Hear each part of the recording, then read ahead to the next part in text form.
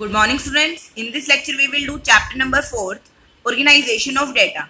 We have studied 5 stages of statistical study. हमने statistical study की 5 stages read की थी. The first is collection of data, जिसमें हम data को collect करते थे different sources से by different method. Now it's time to organize the data. अब जो data को collect किया है उसको अच्छे से organize करना कि उसको हम easily understand कर सके, समझ सके. So what is organization of data? Organization of data refers to the arrangement of facts or figure or data in such a form that everyone can easily understand the data or may find out comparison or conclusion from the data. कि data को इस तरह से organise करना, fact और figure को organise करना कि कोई भी उसको इजीली अंडरस्टैंड कर सके, उसमें से कंक्लूजन फाइंड आउट कर सके. That is organisation of data. Now data को ऑर्गेनाइज कैसे किया जाता है? तो डेटा को ऑर्गेनाइज करने का बेस्ट मेथड है that is classification of data. What is classification of data? So classification is the process of arranging the data into different classes or group or category according to their resemblance of attributes, affinity or their features. Means data को organise करना या फिर classify करना different categories में, classes में, different groups में according to their attributes. Means different features के according classify करना. For example data are divide into different group. For example educated और अनएजुकेटेड, स्किल और अनस्किल्ड, मेल और female. That is classification of data. Next topic, objective of classification. What are the main aims और objective of classification. की classification क्यों किया जाता है? The first is class simplification और briefness. The main objective of classification is to present data in simple way. कि data क्या हो जाए, सिंपल हो जाए और ब्रीफ हो जाए. देन यूटिलिटी मीन्स यूज, कि डेटा को अच्छे से यूज किया जा सके. देन डिस्टिंक्टिवनेस, क्लासिफिकेशन में क्या होता है, डिफरेंट कैटेगरी और क्लासेस में, ग्रुप्स में डिवाइड किया जाता है उनके फीचर्स के अकॉर्डिंग, तो एक डिस्टिंक्शन हो जाती है डेटा में. नेक्स्ट, कंपेरेटिबिलिटी. तो जब डिफरेंट क्लासेस में अरेंज हो गया है, डिफरेंट ग्रुप्स में अरेंज हो गया है, तो हम कंपेयर कर सकते हैं. फॉर एग्जाम्पल बॉयज और गर्ल्स जब डिफरेंट डिवाइड हो गए हैं तो हम बॉयज को गर्ल्स से या गर्ल्स को बॉयज से कंपेयर कर सकते हैं. Then scientific arrangement. Scientific arrangement के पर्पज से भी डेटा को ऑर्गेनाइज किया जाता है. नेक्स्ट, अट्रैक्टिव और इफेक्टिव. जब डेटा को क्लासीफाई किया जाता है तो वो क्या लगता है, अट्रैक्टिव लगता है और अफेक्टिव लगता है. Next, characteristics of good classification. What are the main good characteristics of good classification. की क्लासिफिकेशन कैसे की जा सकती है? फर्स्ट है कॉम्प्रिहेंसिवनेस. कॉम्प्रिहेंसिवनेस मीन्स हर टाइप का डेटा कंप्लीट कवर हो जाए उसमें, कि सभी डेटा को कंप्लीट कवर हो. तो classification of raw data should be so comprehensiveness when each and every item must cover in it.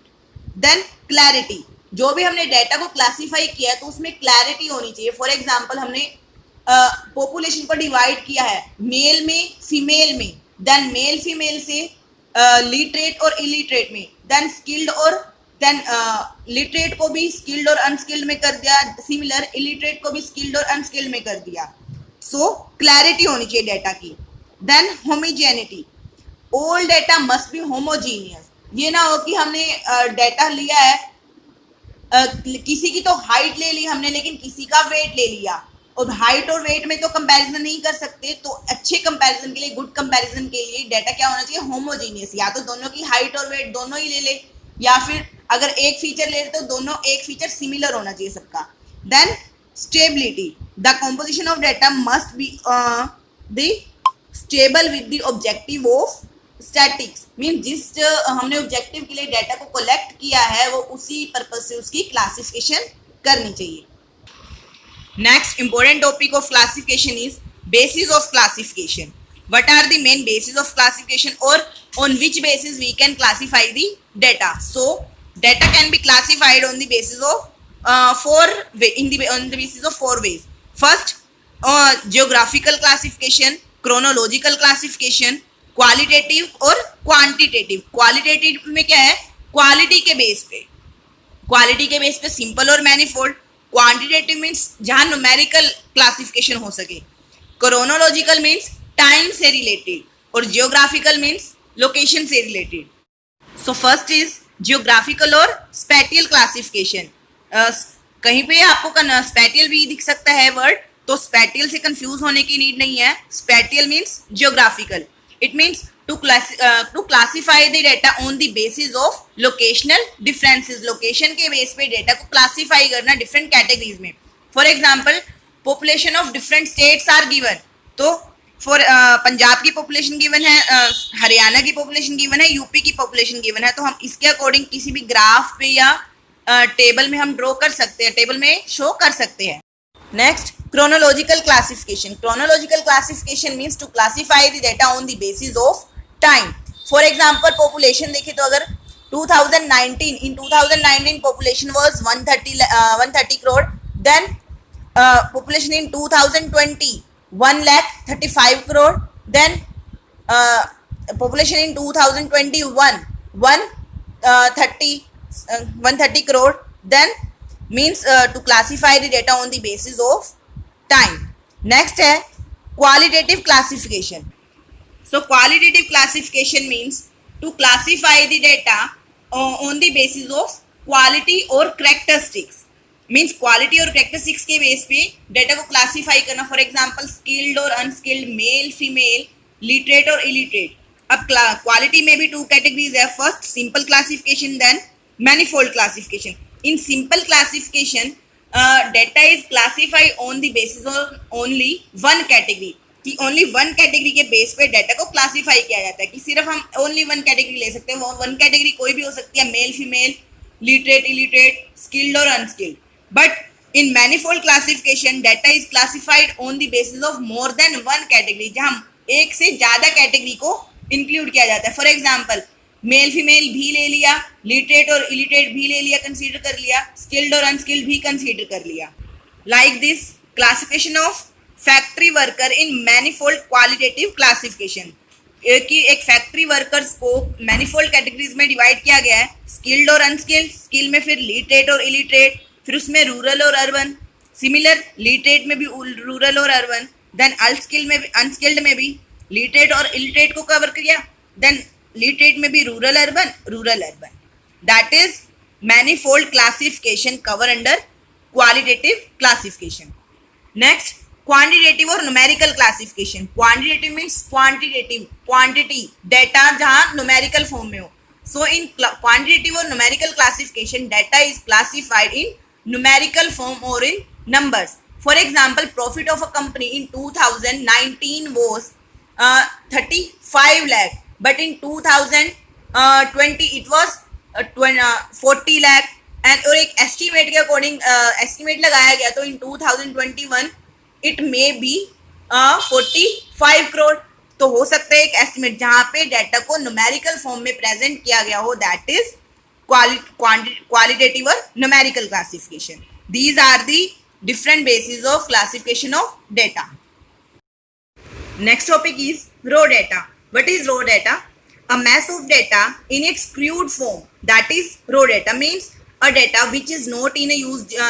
जिस डाटा से हम कोई कंपैरिजन नहीं फाइंड आउट कर सकते, कोई कंक्लूजन नहीं फाइंड आउट कर सकते, जो बिल्कुल अनऑर्गेनाइज्ड है, जो प्रेजेंट में नहीं है, मीन जिसकी प्रेजेंटेशन अच्छी नहीं है, that is raw data. For example जब एक क्लास +1 के मार्क्स को कलेक्ट किया गया, इकोनॉमिक्स के मार्क्स को कलेक्ट किया गया, 50 स्टूडेंट्स है, टोटल 50 स्टूडेंट्स है, और टोटल 50 स्टूडेंट्स के मार्क्स को कलेक्ट किया गया, तो देखा कि किसी के 50, किसी के 40, 30, 35 एंड सो ऑन. तो कोई कंक्लूजन नहीं फाइंड आउट कर सकते, क्योंकि प्रेजेंटेशन में नहीं है वो मार्क्स, कोई टैबुलर फॉर्म में नहीं है, कोई प्रेजेंट नहीं किया गया अच्छे से उन मार्क्स को, तो कुछ उनसे कंक्लूजन नहीं फाइंड आउट कर पा रहे. That is raw data. So how can we convert raw data into statical series. Means कैसे हम रॉ डेटा को प्रेजेंट ऑर्गेनाइज कर सकते हैं कि हम उनसे एक मीनिंगफुल इंफॉर्मेशन फाइंड आउट कर सके. Means conversion of raw data into statical series. Raw data can be converted into statistical series in two ways. Means conversion of raw data into statistical series can be in visual series. जो statistical series हो सकती है वो in visual series भी हो सकती है और frequency series भी हो सकती है. In visual series means जिसमें कोई frequency नहीं होगी, सिंपल वन, किसी के 35 मार्क्स है, 32 मार्क्स है, 33 मार्क्स है, सिंपली। और फ्रीक्वेंसी सीरीज क्या होती है, जिसमें फ्रीक्वेंसी गिवन होती है कि 35 मार्क्स 4 स्टूडेंट्स के हैं, सिमिलर 30 मार्क्स 2 स्टूडेंट्स के हैं, तो मार्क्स हो गए और एक साइड हो गए नंबर ऑफ स्टूडेंट। तो नंबर ऑफ स्टूडेंट क्या शो कर रहे हैं, यहाँ पे फ्रीक्वेंसी शो कर रहे हैं। अब फ्रीक्वेंसी सीरीज भी हमारी 2 वे से हो सकती है, डिस्क्रीट या फिर frequency array. Second, frequency distribution. Now first is individual series. Individual series are those series in which items are listed singly, means जिसमें आइटम्स को सिंगली रिप्रेजेंट किया जाता है, कोई फ्रीक्वेंसी नहीं होती। For example, marks of 30 students are given below, कि marks दिए गए हैं, किसी के 30, किसी के 32, किसी के 10, किसी के 50 मार्क्स है, तो सिंपली मार्क्स गिवन है। तो ये कैसे हो सकते हैं, कैसे इंडिविजुअल सीरीज को प्रेजेंट कर सकते हैं। First is according to serial number. One way of representation of raw data into statical series in individual series is according to serial number. For example 30 students के मार्क्स से, तो 30 student के marks according to roll number wise, serial number ही हो गया role number wise, तो उनको role number wise represent करना कि फर्स्ट रोल नंबर के 30 मार्क्स है, 2 के इतने, देन 3 के इतने, एंड 4 के, देन 30 रोल नंबर के 10 एंड सो ऑन, कि according to serial wise represent करना। देन अकॉर्डिंग टू असेंडिंग और descending order, means individual series में ही हम मार्क्स को असेंडिंग ऑर्डर और डिसेंडिंग ऑर्डर में अरेंज कर देंगे। अगर असेंडिंग ऑर्डर में अरेंज करें तो सबसे पहले लोएस्ट मार्क्स आ जाएंगे, देन इंक्रीजिंग ऑर्डर में लास्ट में हाईएस्ट मार्क्स आ जाएंगे। और डिसेंडिंग ऑर्डर में क्या होएगा, जो हाईएस्ट मार्क्स है, मीन जो टॉपर है स्टूडेंट, उसके मार्क्स, फिर लोअर और लास्ट में लोएस्ट मार्क्स। तो इंडिविजुअल सीरीज में हम डेटा को 2 वे से ऑर्गेनाइज कर सकते हैं। 2 वे से, first is according to serial number, second according to ascending और descending order of data. Second is frequency series. Frequency series में हम अपने डेटा को 2 वे से ऑर्गेनाइज कर सकते हैं, अभी हमने रीड किया था।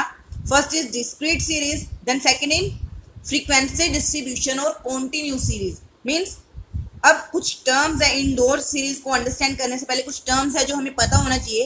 First is frequency. What is frequency, कि फ्रीक्वेंसी का यूज हुआ है, तो फ्रीक्वेंसी होता क्या है। Frequency is the number of time an item repeating और अकर, कि मीन्स एक आइटम जितनी बार रिपीट हो रही है तो उसकी frequency. For example 30 marks 4 students की है, तो 30 मार्क्स 4 स्टूडेंट्स के है, तो 30 मार्क्स रिपीट हो रहे हैं, तो कितने बार रिपीट हुए, 4 टाइम्स रिपीट हुए हैं, तो 4 क्या हो जाएगा, frequency. Second, class frequency. What is class frequency, the number of time an item occur between a range. एक आइटम एक रेंज के बीच में जो अकर हुई है, रिपीट हुई है, that is class frequency. For example there are four student who got marks from 25 to 30, means 25 से लेकर 30 के बीच में मार्क्स 4 स्टूडेंट के हैं। या फिर हम ये भी कह सकते हैं 30 से 50 तक के जो मार्क्स है वो 10 स्टूडेंट्स के हैं। तो मीन्स एक क्लास को रिप्रेजेंट किया गया कि इस क्लास के अंदर, इस ग्रुप के अंदर इतने स्टूडेंट कवर हो रहे हैं, that is class frequency. Next, tally bars. Tally marks क्या होते हैं, जो एक आइटम रिपीट हो रही है उसके टैली मार्क्स ड्रॉ किए जाते हैं। फॉर एग्जांपल, टैली मार्क्स क्या होते हैं, टैली मार्क्स एक स्टिक होती है, मीन्स एक स्ट्रेट लाइन मार्क्स के अकॉर्डिंग जो फ्रीक्वेंसी है उसके अगेंस्ट ड्रॉ की जाती है। तो इसमें क्या होता है, 4 स्ट्रेट स्टिक होती है और जो 5th होती है वो क्रॉस आउट हो जाता है। तो इनको क्या नाम दिया गया है, this method is also called as 4 and cross method. इस मेथड को 4 एंड क्रॉस मेथड भी कहते हैं। ये आपने 9th और 10th में भी किया हुआ है टैली मार्क्स का, तो इसको 4 एंड क्रॉस मेथड कहते हैं। फॉर एग्जांपल 10 मार्क्स 4 स्टूडेंट के हैं, 15 मार्क्स 5 स्टूडेंट के हैं, तो 4 मार्क्स पर 4 जो 5th पे है, जो 5th वाले पे क्रॉस हो जाएगा। तो टैली मार्क्स का हमने किया हुआ है। तो ये हमारी कुछ टर्म्स थी। अब फ्रीक्वेंसी सीरीज को हम 2 वे से कर सकते हैं, डिस्क्रीट और frequency distribution. So first is discrete series, जिसको हम फ्रीक्वेंसी एरे भी बोलते हैं। तो डिस्क्रीट सीरीज क्या होता है, a discrete series is series in which data is represented in a way that exact measurement are clearly show, जिसमें हम एग्जैक्ट मेजरमेंट या फिर रिपीटिंग कि कितने टाइम्स वो नंबर रिपीट हुआ है वो हम एग्जैक्टली बता सके। फॉर एग्जाम्पल हमें 20 स्टूडेंट्स के मार्क्स गिवन है क्लास +1 के, किसी के 11 है, देन 12, किसी के 11, देन 16, फिर एक स्टूडेंट के 11 मार्क्स है। तो हम डिस्क्रीट सीरीज में क्या करते हैं कि हमने 10th क्लास में भी किया हुआ है। तो मार्क्स 11 मार्क्स कितने स्टूडेंट के हैं, 3 स्टूडेंट के, 12 1 स्टूडेंट के, देन 4 स्टूडेंट के हैं, 14 मार्क्स। तो इसी तरह से हम डिस्क्रीट सीरीज में अपने डाटा को रिप्रेजेंट करते हैं और बीच में क्या होता है, ऑलवेज टैली मार्क्स शो कर किए जाते हैं। This is the discrete series of. Frequency series का जो सेकंड टाइप है हमारे पास, that is frequency distribution. So in this series the data is can not be exactly measure, कि एग्जैक्टली मेजर नहीं कर सकते हम कि किसके कितने मार्क्स है, कि 1 स्टूडेंट के 4 मार्क्स है या 2 स्टूडेंट के 4 मार्क्स है। तो इसमें क्या होता है, एक क्लास कंसीडर की जाती है, एक ग्रुप कंसीडर किया जाता है। Data is classified into some class और ग्रुप। तो उस क्लास और रेंज के बीच के मार्क्स हमें कंसीडर होते हैं। फॉर एग्जाम्पल 32 35 मार्क्स जिन स्टूडेंट्स ने लिए है वो 10 स्टूडेंट है, कि 30 से 35 मार्क्स लेने वाले, उसमें 31 पता नहीं हमें कितने स्टूडेंट के होंगे, 32 मार्क्स पता नहीं कितने स्टूडेंट के होंगे। हमें टोटल पता है कि 30 से 35 मार्क्स है जो वो 10 स्टूडेंट के हैं। तो एक एग्जैक्ट मेजरमेंट नहीं है हमारे पास कि कौन सा 31 मार्क्स कितने स्टूडेंट के या 32 मार्क्स कितने स्टूडेंट के हैं। सिर्फ एक क्लास और एक रेंज का पता है हमें, that is frequency distribution. For example 10 to 15 marks 4 student के हैं, 15 to 25 स्टूडेंट के हैं, और बीच में टैली मार्क्स को शो कर दिया गया। तो फ्रीक्वेंसी डिस्ट्रीब्यूशन में क्या होता है, एक क्लास और एक ग्रुप में डेटा को शो किया जाता है, that is the frequency distribution. ये चैप्टर यहीं तक करना है। With it chapter number 4 is complete.